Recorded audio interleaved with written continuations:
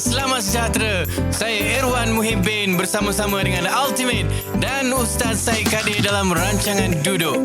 Kami nak duduk, bincang dan faham topik yang menarik bersama-sama dengan tetamu yang istimewa.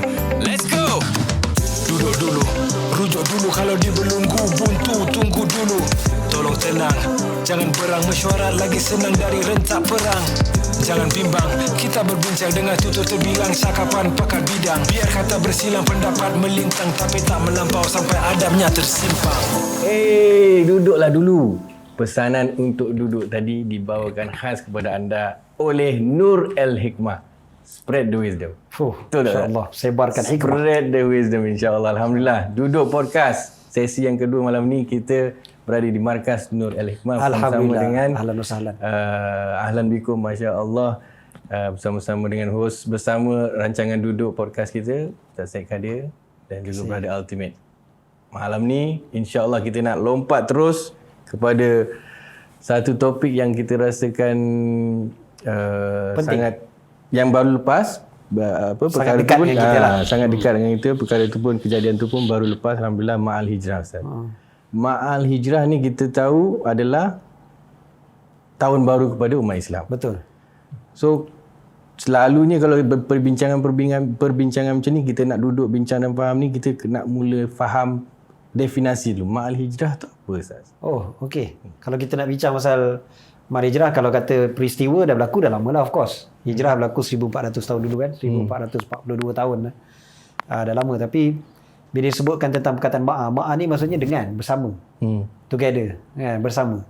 So bila kita bersama ni maksudnya bersama dengan hijrah Nabi sallallahu alaihi wasallam. Which is hijrah Nabi ni sebenarnya bukan berlaku pada 1 Muharram sendiri. Maksudnya bukan betul-betul tarikh tu betul-betul Nabi bergerak. Tetapi sambutan itu diambil sempena dengan bulan Muharram. Bulan Muharram ni bulan yang pertama dalam kalender Islam. Dan tahun tu adalah tahun hijrah Nabi SAW. So 1442 tu maknanya dah 1442 Nabi berhijrah.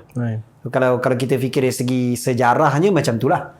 Tapi kalau kita fikir dari segi kita sendiri yang hidup zaman sekarang ni kan, mesti ada relevan juga. Dia bukanlah sejarah tu hanya semata-mata untuk kita baca sekadar cerita je macam baca macam tu je kan, betul habis macam tu je. Tapi dia mesti ada kaitan dengan kita juga. Sebab Nabi SAW sebut tidak ada hijrah selepas pembukaan kota Mekah, sebab pembukaan kota Mekah menunjukkan dah berhentilah hijrah dari Mekah ke Madinah.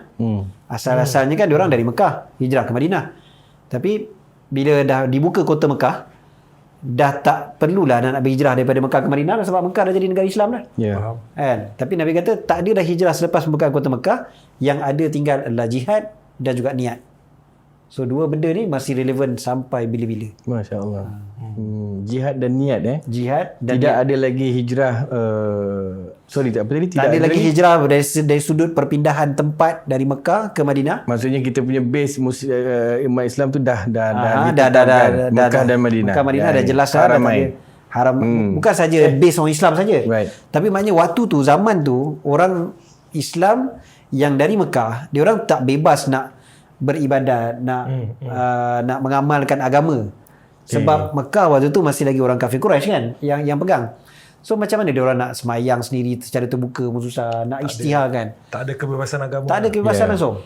Jadi dia orang perlu berhijrah ke Madinah baru dia orang boleh mengamalkan agama. Tapi bila dah dibuka kota Mekah dah jadi bawah empire Islam lah kiranya waktu tu. Maka waktu tu dah boleh semayang, dah boleh apa saja di Mekah. Sampai sekarang lah kan. Mekah dah jadi part of negara Islam lah. Cuma jadi Nabi beritahu, maknanya adakah hijrah tu dah habis macam tu je? Maknanya dah buka kota Mekah macam seorang macam dah tak ada hijrah dah lah. Tapi Nabi sebut ganti dia. Ganti kepada hijrah yang secara fizikal dari Mekah ke Madinah tu, gantinya Nabi sebut dengan 2 keyword sebenarnya. Iaitu jihad dan juga niat. So jihad lebih kepada berbentuk fizikal yang luaran, niat yang ke dalam hati. InsyaAllah. Yang tadi Ustaz sebut bila pembukaan kota Mekah, adakah waktu itu yang diceritakan, yang saya ingat dalam minda saya sekarang ni, waktu kita dah menang, umat Islam dah menang dan Rasulullah SAW masuk ke kota Mekah dengan keadaan tawaduk setawaduk-tawaduknya. Kalau tak salah saya dengar kisahnya, Rasulullah punya dagu tunduk sampai terkena Allah. Terusik mic. Sorry. Okay. Kena sorry pada Samen. Sorry pada Wan Saleh. Okay. Apa ni dagu Rasulullah SAW dia tunduk tawaduk tu kena dada dia. Is it? Dalam masa yang sama Rasulullah masuk dalam keadaan yang hebat. Sebab dalam riwayat yang saya jelas Nabi pakai topi besi. Maknanya seorang pahlawan.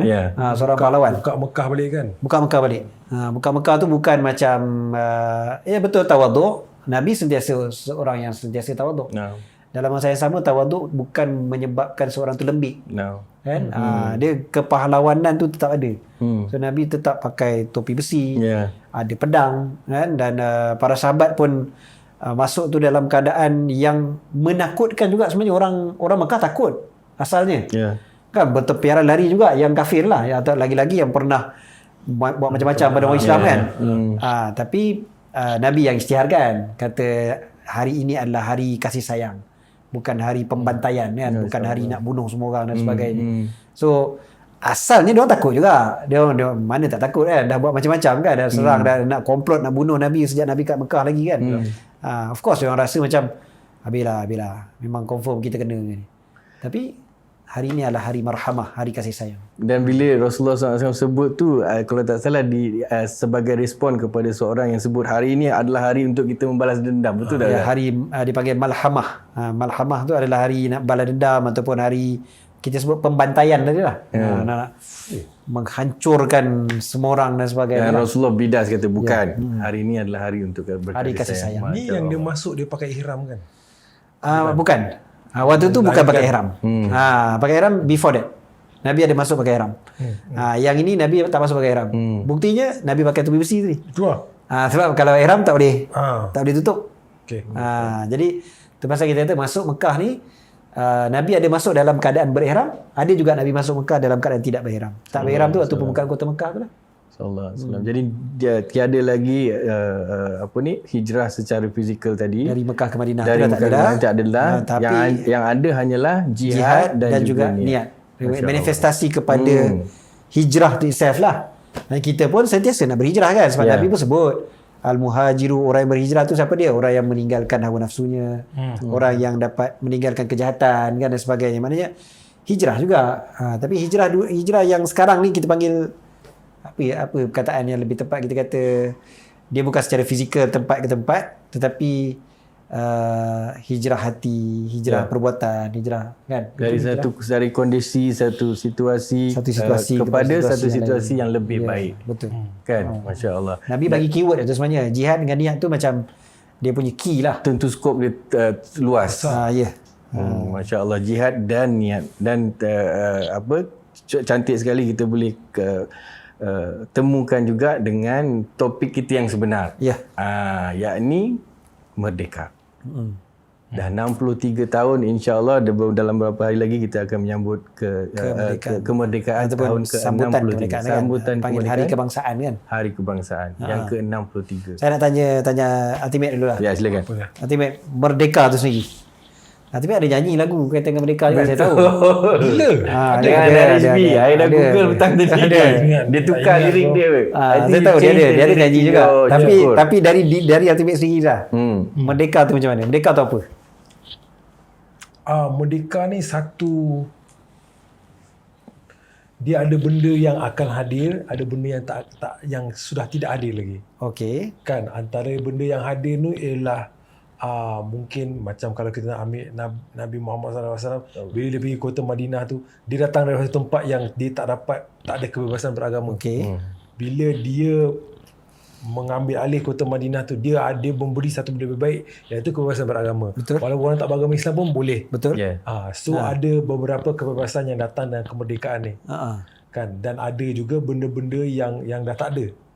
Kan, which is kadang-kadang tu macam salah satu benda tu yang kita, bila kita Malaysia dan merdeka tu, kalau dengar orang cerita, orang tu cerita, dia perasaan takut atau risau atau tegang tu berkurangan. Kan, jadi saya rasa tu benda-benda lah. Jadi lain orang lain dengan merdeka dia. So kita kena tengok apa yang penambahbaikan dan apa pengurangan benda yang negatif sikit yang tak ada. So ada dua benda kita boleh tengok. Betul. Dan Irwan sendiri? Jangan tanya orang je. Masya Allah. Tadi bila kita decide nak berbual tentang, nak duduk bincang faham tentang topik merdeka ni, dan tak ada guest pula tu, untuk anda semua yang menonton malam ni, kita memang setting tak ada guest. So kita nak berbual antara kita sendiri. Bukan tak dapat guess. Bukan tak dapat guest, memang kita orang decide kita buat. Bukan ayat cover tu Bukan ayat cover tu kan? Tak ada. Bukan. Tak ada, memang tak ada. Tapi kita ada advertiser. Kau insyaAllah Nur Al-Hikmah spread the wisdom, dan insyaAllah memang kita, it's conscious decision lah, insyaAllah. So to me dia banyak berkait dengan pembebasan daripada sesuatu penjajahan. Something yang lebih berkuasa, yang kita beri kuasa. Ini pun saya banyak belajar subhanallah daripada Brother Ultimate. Bila kita berinteraksi tu, sometimes kita, bila ini keadaan individu kan, dalam skop individu kan, dia nasihat-nasihat diberi oleh Brother Ultimate. Dia kata jangan biarkan kata-kata orang lain mendefinasikan diri anda. Betul. Jangan guna kata-kata lain untuk menjajah pemikiran anda, untuk menjajah perasaan anda. Dan yang mana kalau if you do it in the morning, kalau itu kataan macam tu yang you guna untuk jajah, your whole seharian anda akan tidak merdeka lah. Betul. Dijajah. So macam itulah Ustaz. Betul. Ada berkaitan dengan penjajahan. Bukan saja dijajah oleh British, oleh Portugis ke, oleh bukan. apa kan. Kadang kita biarkan diri kita dijajah. Dengan kata-kata kita sendiri, dengan kata orang pemikiran lain. kita sendiri, dengan kata malah kesian lagi keadaannya dengan kata-kata orang lain. Kata orang lain, orang cakap apa, orang Kalau saya boleh petik, perbuatan. yes, kalau saya petik word for word apa yang Ultimate sebut, dia kata jangan bagi kuasa kepada perkataan orang. Don't give power to people's perception. Apa yang orang boleh, orang tak tahu segalanya tentang kita. Orang tak tahu masalah kita, orang tak tahu kita punya apa yang kita lalui kan. So kemerdekaan kita tu, apa yang kita lalui tu, perjuangan kita. Merdeka terkait dengan banyak dengan perjuangan Ustaz. Dan sebut pasal perjuangan, saya nak betul-betul nak, sebelum kita kupas lagi tentang merdeka ni, penjajahan, perjuangan, saya teringat Ustaz kongsi dengan saya dulu waktu belajar. Awal-awal tempoh Ustaz dulu langkah ambil di tempoh awal Ustaz dalam kembara ilmu Ustaz. Saya kalau tak salah, yang saya ingat, you had one way ticket ke Madinah. Okey, ada. Okay. One way ticket, betul. One way ticket. And then you, bahasa Arab you was not, Ustaz punya bahasa Arab pun belum mahir lagi masa tu. Can you tell me about that perjuangan Ustaz? Kalau kita boleh. Actually saya malu nak cerita pasal diri sendiri, sebab banding dengan orang lain yang punya perjuangan dalam nak menuntut ilmu tu jauh lagi dahsyat. Saya at least ada family yang boleh support juga kan, nak beli tiket kapal terbang, ada duit nak beli tiket kapal terbang untuk pergi mana-mana, nak pergi belajar kan. Ada orang kena jual lembu, jual tanah, kena beli, kena berniaga dan sebagainya kan. Nak mencari ilmu tu sendiri. Tapi yalah, semua orang ada perjuangan masing-masing sebenarnya. Semua ada perjuangan, dan nak menuntut ilmu lagilah, tak ada ilmu yang dapat kalau tak ada perjuangan. Memang tak mungkin dapat. Kalau kita kata kita nak dapat ilmu tapi kita nak relax, kita nak santai, je nak goyang kaki, je nak dapat ilmu, memang tak mungkin. So bismillah, terus pergi belajar. Dan betul lah, waktu tu saya pergi ke sana tu memang dengan niat nak belajar, dan masuk ke pondok dalam keadaan. How was your feeling? Saya tanya perasaan tu. Kalau saya masuk pondok tu sekolah. Sekolah pondok lagi dah. Tapi bukanlah pondok kayu kata bangunan 4 tingkat lah. Perasaan takut, were you afraid? Macam saya of course ada rasa takut tu ada, tapi entahlah rasa waktu tu dah lagi kita lebih rasa semangat nak tu lebih kuat lagi. Bila nak tu lebih kuat, kalah takut tu. Kan macam orang lain, orang nak buat dosa pun sebab nak tu lebih kuat daripada takut, dan dia boleh buat. Kan, tapi kita nak buat benda yang mahal, benda yang berharga, sekali kita kata kita utamakan takut daripada nak, akhirnya memang tak ke mana lah kita. Kan, so bismillah sajalah. Saya seorang introvert. Saya tak suka nak keluar rumah. Keluar rumah pun tak suka, apatah lagi nak fly. Kan, nak terbang beribu kilometer lagi. Even now, sekarang tak lah kan? Even now pun actually saya lagi suka duduk rumah. Saya lebih suka duduk dalam bilik, bukan dalam rumah lagi. Okay. Saya lebih suka duduk dalam bilik, dalam saya punya alam sendiri je. Tapi sebab tanggungjawab dan juga mengerti bahawa saja benda tu penting. Benda yang lebih penting adalah kita kena keluar. Jadi kita keluar. Masya Allah. So bagi saya itu lebih besar lagi sebenarnya. Bagi saya untuk keluar daripada alam introvert tu untuk pergi cari ilmu dan sebagainya lah. Dalam buku terbitan Nur Hikmah, Kun Anta, kita banyak definisikan berkaitan kemerdekaan juga sebenarnya. Merdeka dari segi be yourself. Be yourself tu merdeka, dan tak perlu macam yang Ultimate sebutkan, tak perlu dijajah oleh orang lain dan sebagainya. Tapi dalam masa yang sama, kita kena yakin yang Allah Ta'ala ada, dan Allah Ta'ala yang menjadi sumber kekuatan. Kalau Allah jadi sumber kekuatan, kau akan merdeka. Tapi kalau kau rasa benda lain yang boleh effect kau, waktu tu kau akan jadi hamba.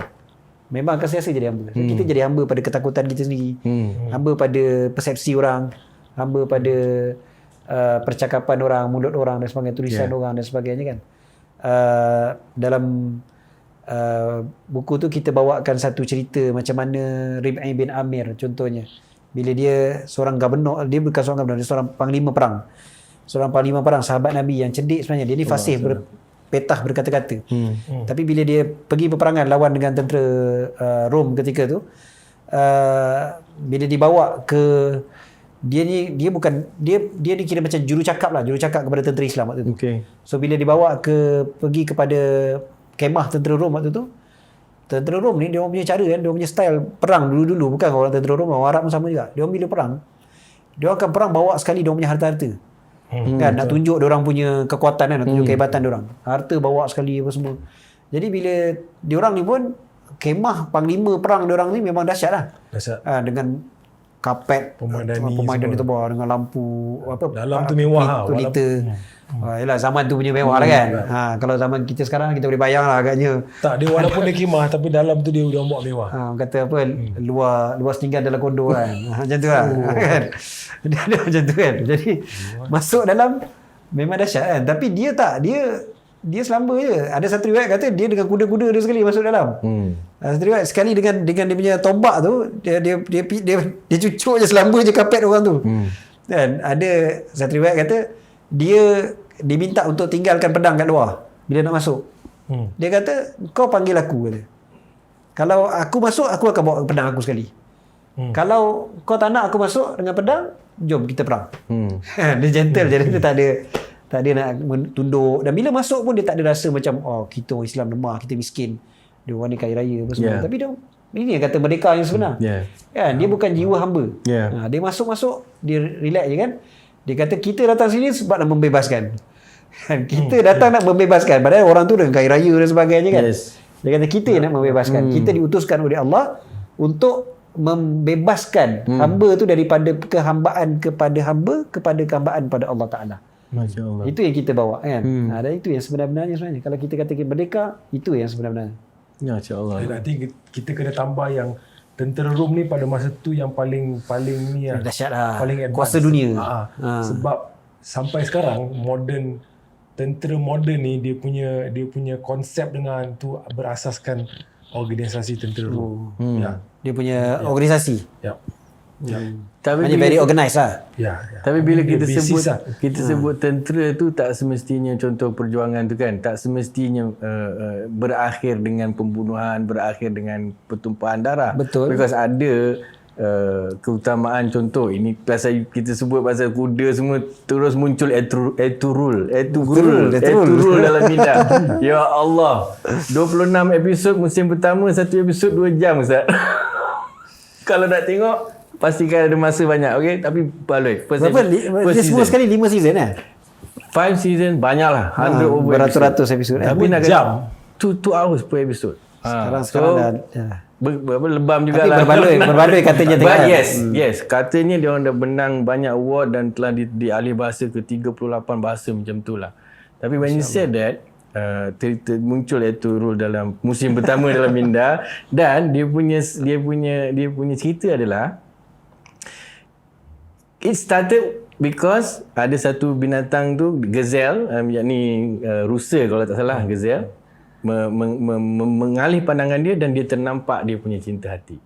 It started with maksudnya kejatuhan cinta, jatuh cinta lah. Pandang pertama dengan seorang wanita, lelaki dan wanita. Dan dia punya konflik tu first tu adalah within the family. Macam ultimate, what do you think about us dalam konteks Malaysia sekarang ni kan? Kita punya konflik dalam mana, is it, yes, jelas konflik tu akan sentiasa ada. Of course. But how, from your perspective, macam mana sekarang ni dah 63 tahun merdeka, dah 1442 tahun daripada hijrahnya Nabi SAW, semua tools dah ada.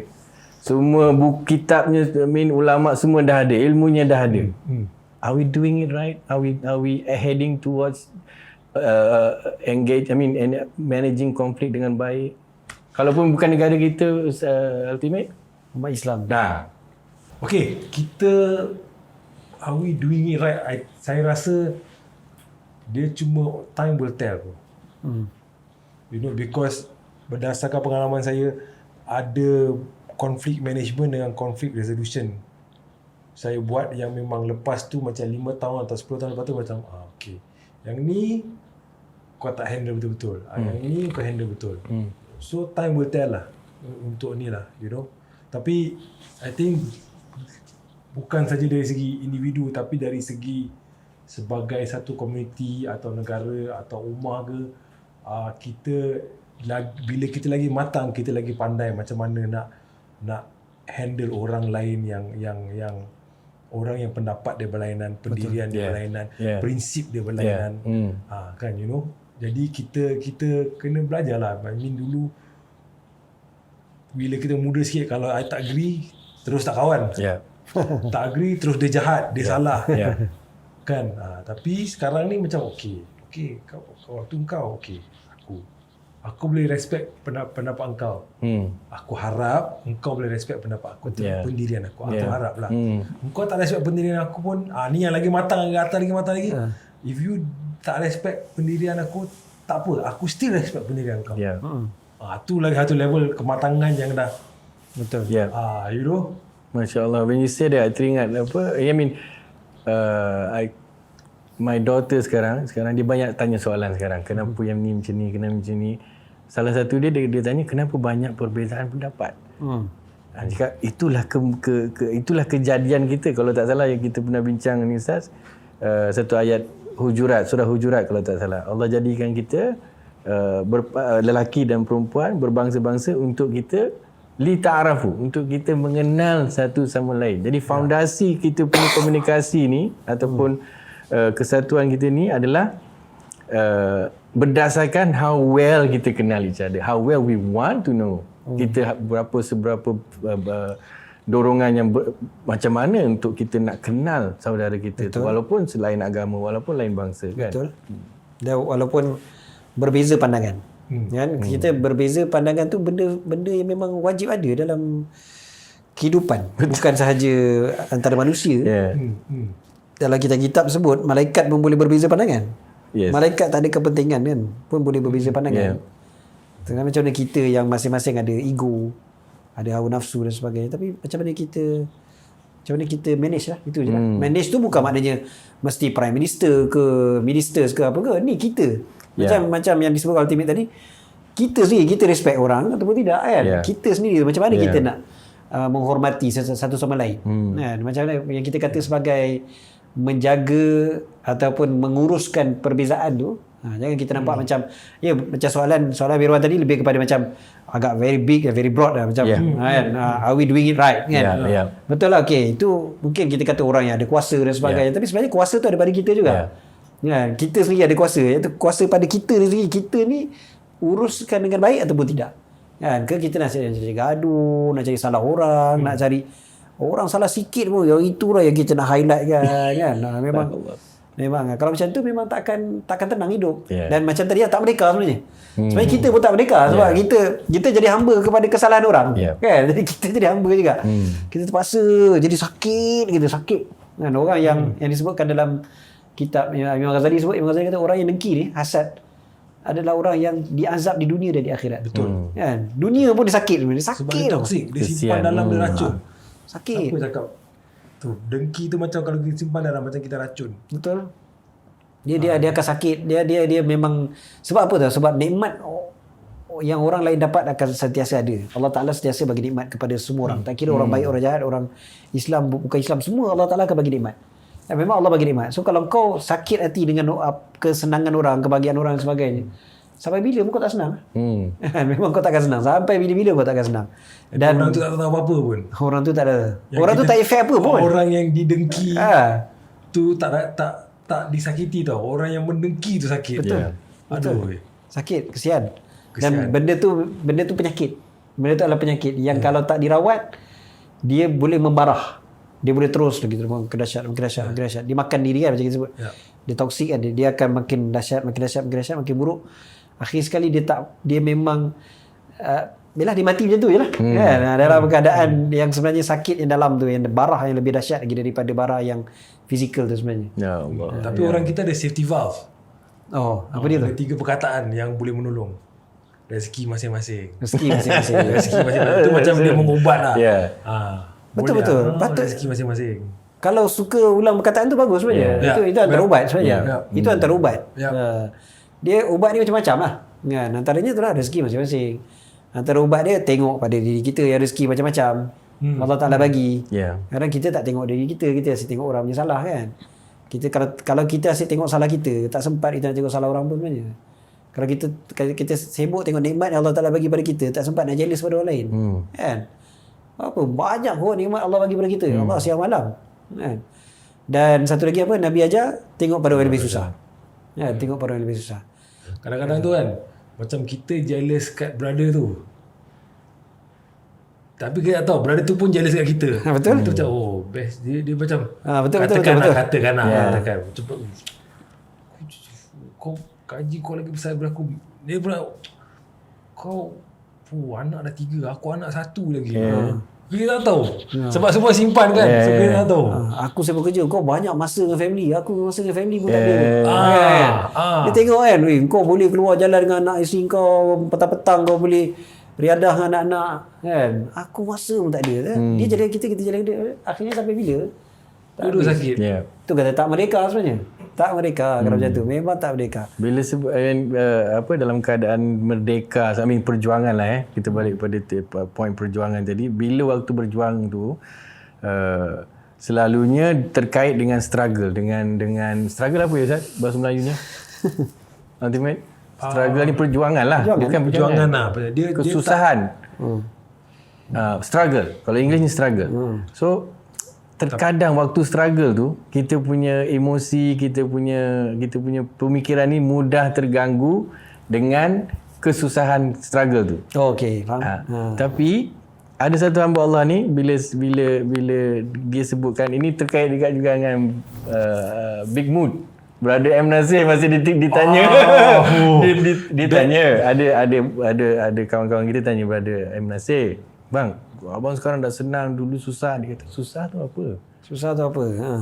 Susah ke dulu? Maksudnya dia bila dia tanya balik tu susah tu apa? Yang bertanya balik tu macam alamak, jam. Macam jam. Sebab tak garanti dia senang sekarang. Tak, maksudnya dengan apa yang orang nampak, contoh dengan kekayaan ke, dengan harta ke kan. Di luarannya nampak senang, tapi maksudnya M Nasir yang kita boleh dapat daripada jawapan M Nasir, susah tu apa, kau definisikanlah susah tu apa dulu. Betul. Dan mana kau nak dapat definisi tu? Kau nak ikut buku A ke, buku B ke, buku C ke, ulama A ke, subjektif susah kan. Allah.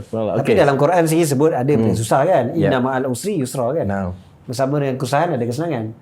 Sebab susah tu adalah benda yang confirm fitrah. Semua benda susah. Semua orang menghadapi kesusahan. Kan? Jangan kita nafikan terus kesusahan. Susah tu memang ada lah. Tapi macam mana kita hadap susah tu. Itu je. Daripada kita kecil susah. Baby lagi susah. Betul. Kan? Baby nak makan pun susah. Nak minum pun susah. Nak pegang cawan pun tak reti lagi. Kan? Nak suap makanan dalam mulut termasuk ke hidung. Susah juga. Kan? Tapi dia hadap kan. Hadap. Terus belajar. Akhirnya reti juga suap masuk dalam mulut. Reti juga pegang cawan kan untuk minum dan sebagainya. Sampai sekarang kalau memang kita tak nak susah, memang susah kan.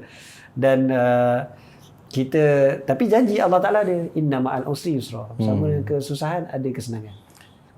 Subhanallah. Inna ma'al usri usra dan dua kali dia sebut. Dua kali kan. Inna ma'al usri usra dan ada ulama bahas yang kita selalu terjemahkan selepas kesusahan ada kesenangan. Dia and then bersama.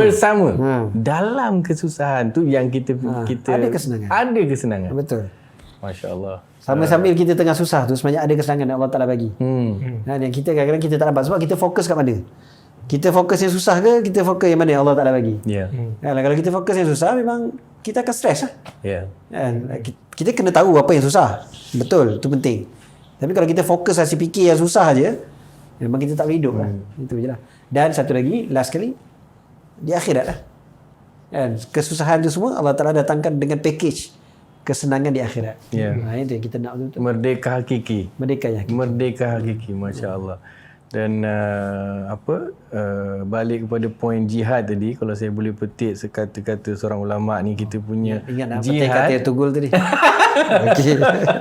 Itu dulu kena tunggu musim kedua. Lagi Sebab beratus-ratus jam lagi. Ada seorang kawan saya, dia siap buat satu buku kata-kata hikmah itu. Betul Ustaz. Dia tengok tu, dia siap ada buku nota kat tepi. Notebook kat Memang, tepi, salin, tulis apa. tapi dia tengok yang terjemahan lah, bukan bahasa Turki lah. Yang English lah. Subtitle lah. Ada Subtitle English lah. Problem juga kalau tengok tak ada subtitle. Kalau tengok bahasa Turki. Mesti pause kan, tulis. Tapi betul Ustaz, memang banyak kata-kata hikmah. So promosi untuk Eturul Boleh buat 10 lagu. Season 2 belum keluar lagi. Dah.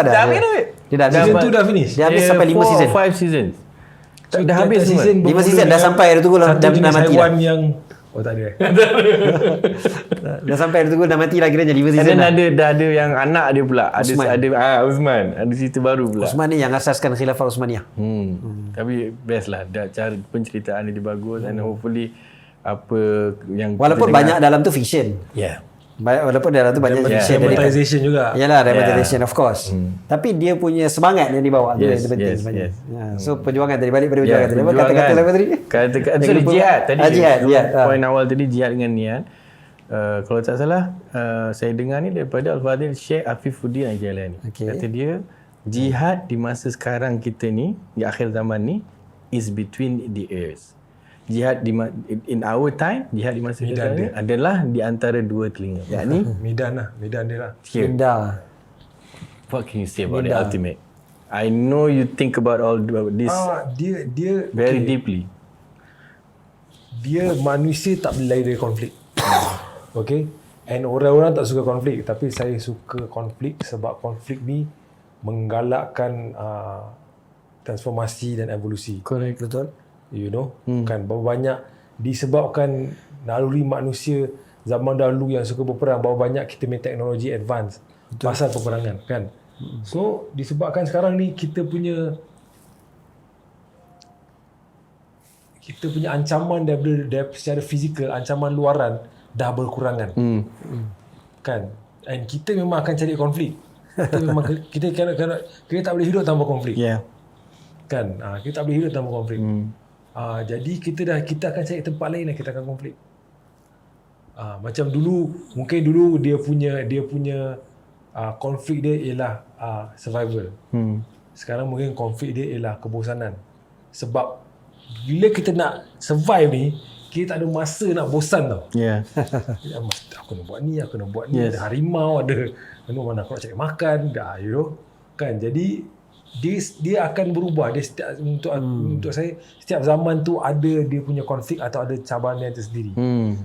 Dan kita macam sekarang ni certain cabaran macam survival tu dah berkurangan. Dah berkurangan. Kita kalau kita baca, saya baca satu fakta ni, sekarang sebenarnya kita ada lebih daripada kita dari segi makanan. Kita ada lebih daripada mencukupi untuk semua orang survive dalam dunia ni. Cuma distribution, masalahnya sekarang distribution. Kan, tapi dari segi kalau banyak orang, diorang perlukan banyak kalori ni, kita ada banyak makanan, dia lebih yang kita boleh supply. You know, so survival is dah bukan dah. So orang akan cari benda lain untuk konflik. So once tak ada physical, dia akan mungkin dia berubah kepada mental, mungkin dia berubah kepada cabaran-cabaran emosional, cabaran-cabaran spiritual. Ni menggunakan kata-kata sekular lah. Saya tak boleh pakai banyak sangat perkataan macam Islamiah sangat. Tapi fondasinya Islami. Ya, of course. Dia Fondasinya Islami. apa, kau benar tahu lah nak guna perkataan-perkataan macam ni. So kita guna perkataan sekular sikit. Tak apa, insyaAllah. Memang dakwah kita... is marketing. Tak apa, insyaAllah. Alright. Alright. Merdeka, kita dah berbincang, kita dah dapat tahu sedikit dah daripada tema hijrah tadi. Kita dah tahu sekarang ni kita perlu tingkatkan pemahaman kita tentang niat kita, selalu kembali, how to check our intention, jihad, apa itu jihad. Banyak juga kita dah bincang Dan kita merdeka tu, erti merdeka sendiri terkait dengan perjuangan, terkait dengan apa tadi satu lagi, edurul, terkait dengan edurul juga. Tapi Ahmad ada satu soalan tadi tengah break tadi. Ahmad ada timbulkan satu soalan. Ultimate ada timbulkan satu soalan tadi. Dia merdeka ni dia lebih kurang bebas. Buat apa-apa kita nak. Rasanya kan. Kebebasan. Tapi pada masa yang sama kita orang Islam kan. Kita tahu yang kita ni semua hamba Allah. Betul. So ada tak konflik di antara konsep merdeka atau kebebasan ni dengan konsep kita semua umat bukan saja umat Islam, umat Betul. semua orang sebagai hamba Allah. Dia saya kalau orang tanya saya tentang merdeka atau apa dia kan. Saya selalu jawab satu perkataan. La ilaha illallah. So macam apa kaitannya? Sebab kalau kita perhatikan perkataan la ilaha illallah tu, dia mulakan dengan nafi dulu tu. La ilaha. Okey. Tak ada Tuhan. Maksudnya tak ada Tuhan. Tak ada benda yang kita nak sembah. Tak ada benda yang kita terikat. Kita kena taat. Kita kena follow. Tak ada langsung. Illallah. Kecuali Allah. So kau memang merdeka betul-betul. Kau betul-betul merdeka. Kau memang tak ada langsung kau jadi hamba pada siapa-siapa pun. Kecuali Allah. Maksudnya kau memang tak boleh mendapat merdeka yang mutlak, yang 100% memang tak ada langsung Tuhan. Tak boleh. Sebab memang nak tak nak kita memerlukan kepada Allah Ta'ala, memang kita sebagai hamba. Kan? Tapi macam contohlah kalau orang tu dalam satu, dia tengah nak lemas contohnya dekat laut, dia memang dia tak nak apa saja yang tolong dia, akhirnya dia terpaksa juga perlukan satu juga pertolongan untuk dia bebas, dia selamat kan. Yang ini pertolongan yang ada hanyalah Allah Ta'ala. Allah Ta'ala je yang boleh tolong kau sekarang ni. Jadi kalau kita faham benda ni, kita boleh jadi merdeka. Ini yang tadi kita sebut tadi, yang kata dekat tentera Rom tadi tu kan. Dia kata kita nak bebaskan kau daripada sembah kepada hamba, pada sembah pada Allah Ta'ala. Sebab kalau tidak, kita tak merdeka sebenarnya. Yang selama ni orang selalu ajak kepada bebas daripada jadi hamba Allah, yang sekarang ni kita sebut terus terang dalam kataan etis dan sebagainya kan. Tak nak ada Tuhan kan. Tak nak ada Tuhan langsung. Tapi sebenarnya dia bertuhankan juga. Dia ada bertuhankan dia punya pikiran, bertuhankan nafsu. Ya, dia tetap logik. Dia tetap ada Tuhan juga. So Tuhan dia adalah logik. So dia follow juga benda tu. Dia follow logik, dia follow akal dia ataupun akal orang lain kan. Kadang orang lain yang implant the logic dalam diri dia. Kan? So dia terpengaruh juga, dia terikut juga, dan dia jadi follower juga sebenarnya. Kan? Dan dia ada ism dia sendiri juga kat belakang. Kan? Dia ada macam ism ni. So still maknanya dia terpengaruh, dia terikut, dia jadi hamba. Kan? Orang yang tak nak jadi hamba Allah Ta'ala, dia jadi hamba nafsu dia. Dia ikut apa benda dia nak. Contohnya kan, dia nak tidur, dia tidur. Dia nak makan, dia makan. Dia nak kat perempuan, perempuan. Apa? So hamba juga. Yang disalahartikan, dia ingat dia bebas. Dia ingat dia bebas untuk melakukan apa biasa. Dia rasa aku bebas. Aku bebas buat apa saja. Bebas buat apa saja, tapi sebenarnya dia paling teruk jadi hamba. Sebab dia jadi hamba pada hamba. Kita nak jadi hamba pada Allah Ta'ala yang ciptakan hamba tu. Kita nak cut out the middleman lah. Yes. Kita nak jadi, betul lah kalau kita fikir kan, hamba kepada hamba, hina kot.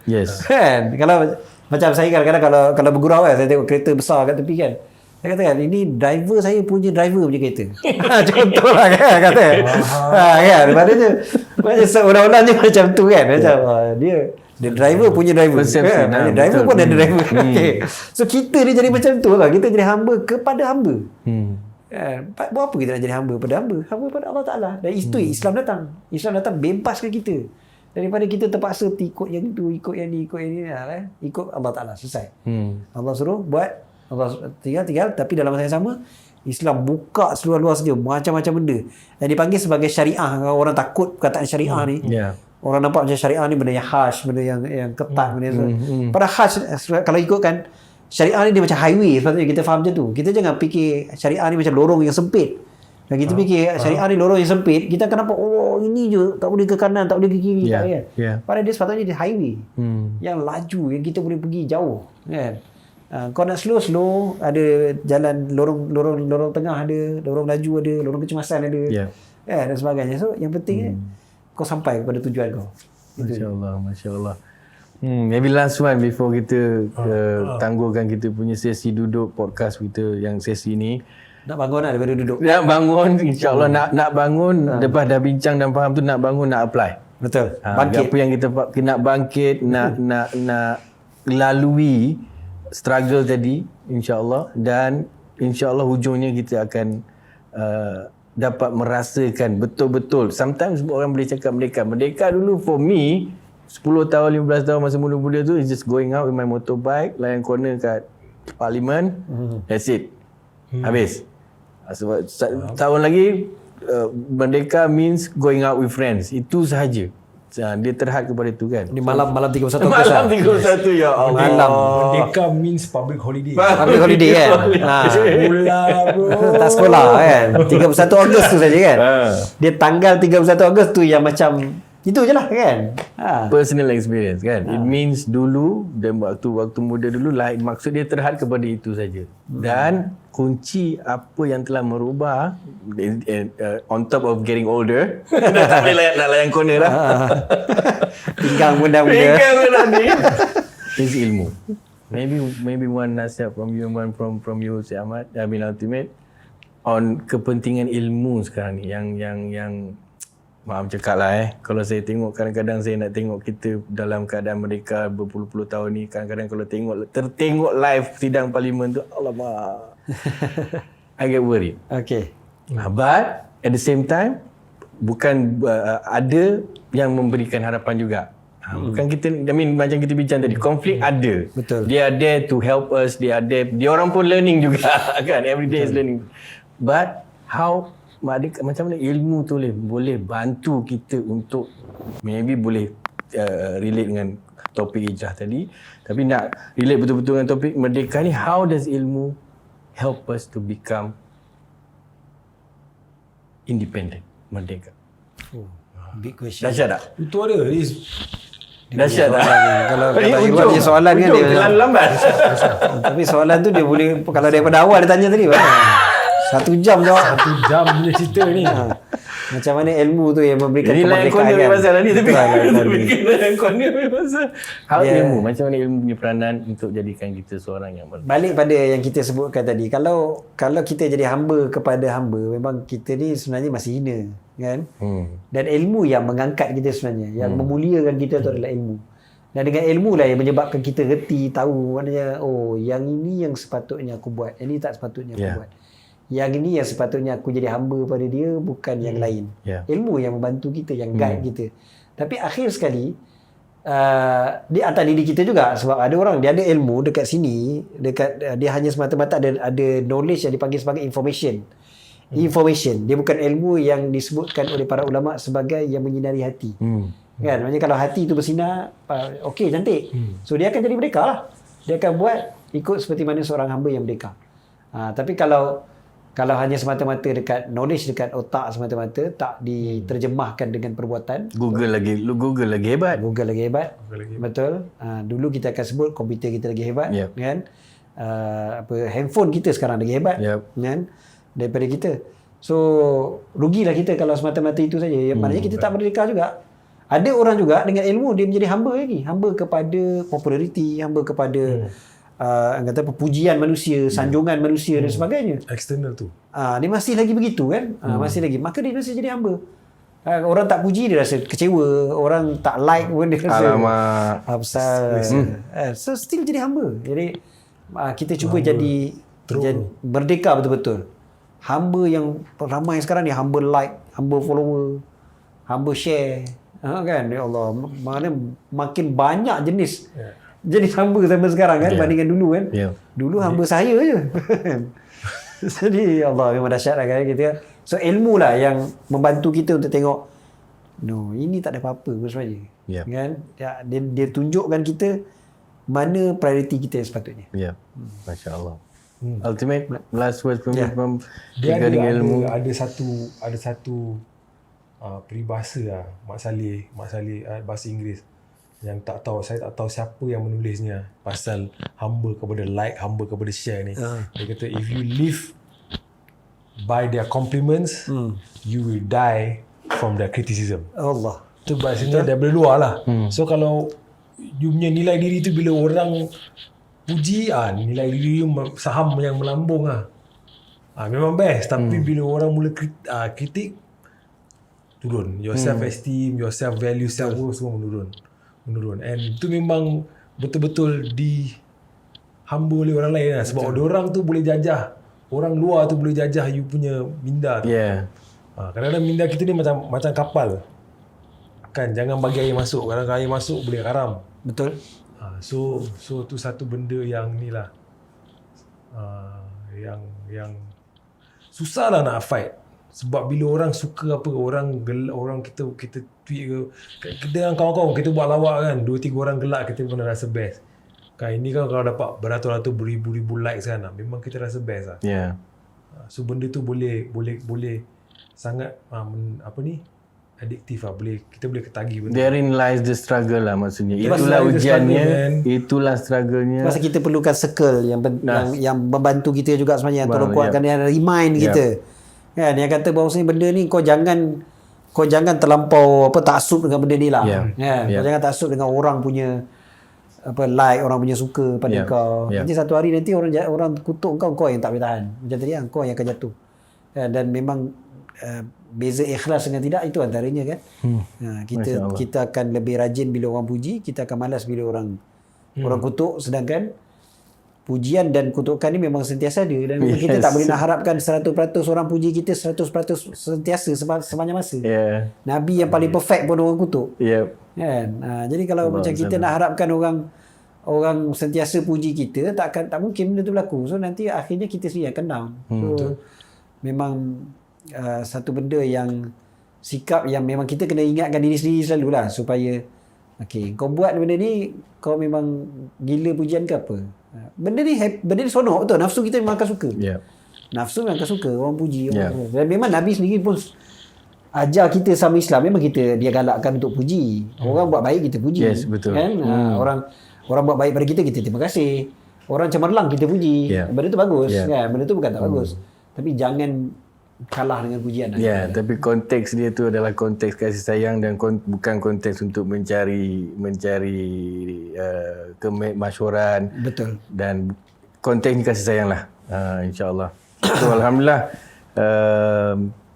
thank you so much kepada Nur El-Hikmah. Terima kasih kepada keluarga besar Nur El-Hikmah kerana menjadi host lokasi pada malam ini, sesi Duduk Podcast. Jadi InsyaAllah macam Ustaz sebut tadi, Ultimate sebut tadi, semua tujuan kita nak duduk podcast ni, kita nak duduk bincang dan faham sama-sama.